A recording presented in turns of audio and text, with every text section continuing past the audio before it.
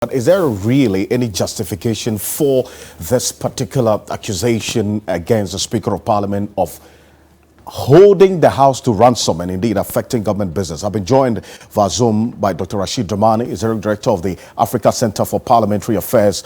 Dr. Rasheed, good evening to you. Thank you for joining us this evening, if you can hear me.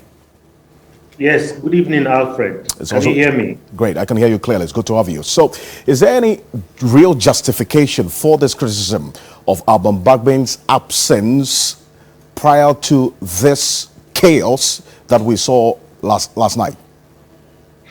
Alfred, I'm not too sure what necessitated the departure of the Right Honorable Speaker from the House.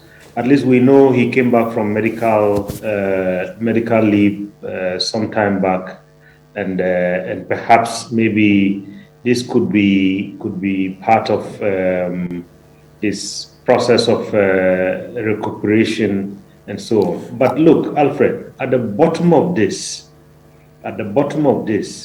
is the important matter of ensuring that a good relationship exists between the Speaker and the two sides of Parliament, but also, most importantly, between the Speaker and, if you like, the executive and all the key actors from outside of Parliament who are ruling this country.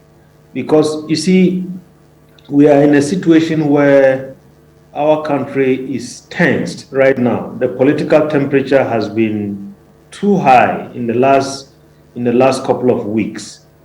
And then I was surprised during the weekend to hear, utterances at the MPP Congress saying, the media carried it, saying that the Speaker was chastised for saying there's no majority and so on.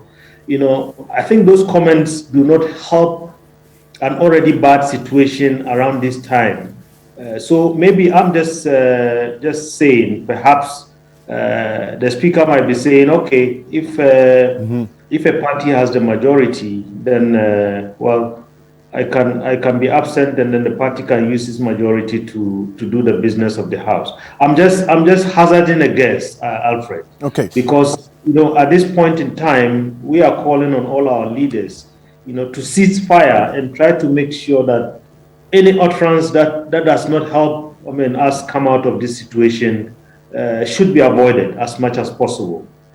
Well, in fact, the explanation for his absence, as given by the minority leader, indeed our parliamentary correspondent also corroborates that, is that because you're right that he went for this medical checkup, came back, he actually underwent a procedure and at the time excused himself to go take his medication and also, according to the majority leader, visit the washroom, but they didn't hear anything else afterwards.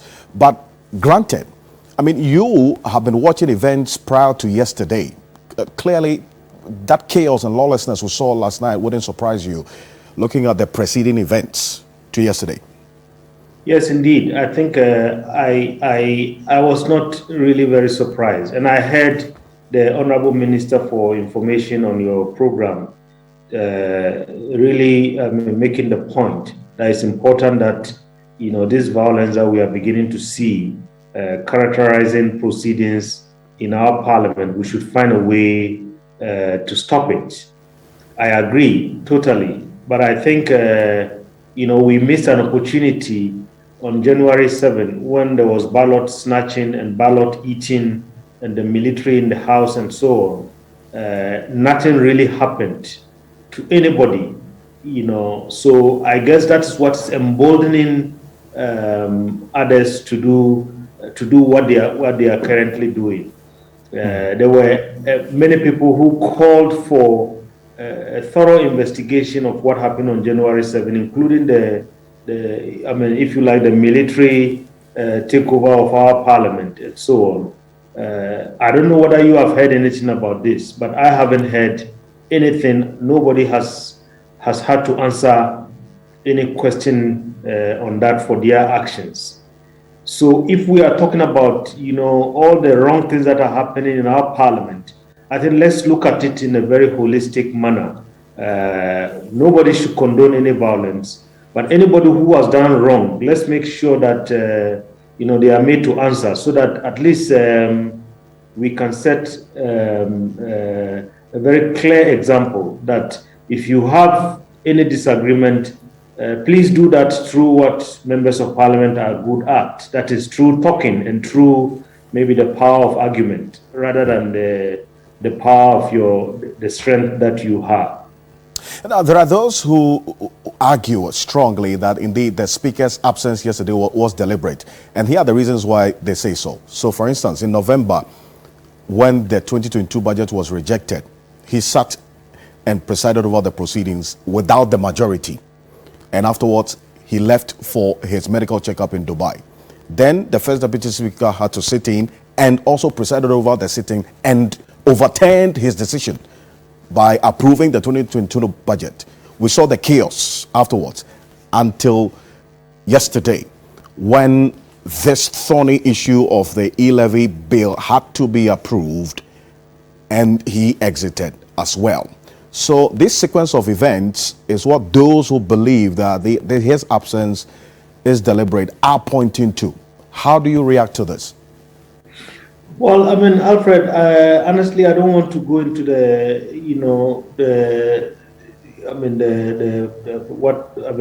kind of trying to hazard guesses about what accounted for the absence of the Right Honorable Speaker from the House. We haven't heard from the Right Honorable Speaker himself. So, but if I look at this very, very carefully, from where I sit and from the kind of interest that we have in the work that we do, we want to see a functional parliament. We want to see our parliament doing what it should be doing best, that is holding the executive to account. And what we are seeing so far is a breakdown in the relationship between the majority and the minority sides, but also, most importantly, a breakdown in relationship between the members of parliament and the Right Honorable Speaker, because this is one speaker whose rulings have been challenged more than any other speaker that we have had in the Fourth Republic so far, to the extent, as you said, that we saw even his ruling being overturned. This doesn't make for a very good working relationship between the Right Honorable Speaker and the two sides in Parliament. And so, for me, I would think that it could be the case that the relationship has not been too well lately, and if he is weighing maybe any sacrifices that he needs to make between maybe managing a chaotic situation and his health. Perhaps he chose to manage his health rather than be part of a situation where maybe in his judgment, well, I mean, if you have the majority and I'm absent, I have deputies who can run the affairs of Parliament. Right. Dr. Rasheed Draman, I appreciate your time as always. Thank you so much. Dr. Rasheed Draman is Director of the Africa Center for Parliamentary Affairs, with his thoughts on this. Aisha.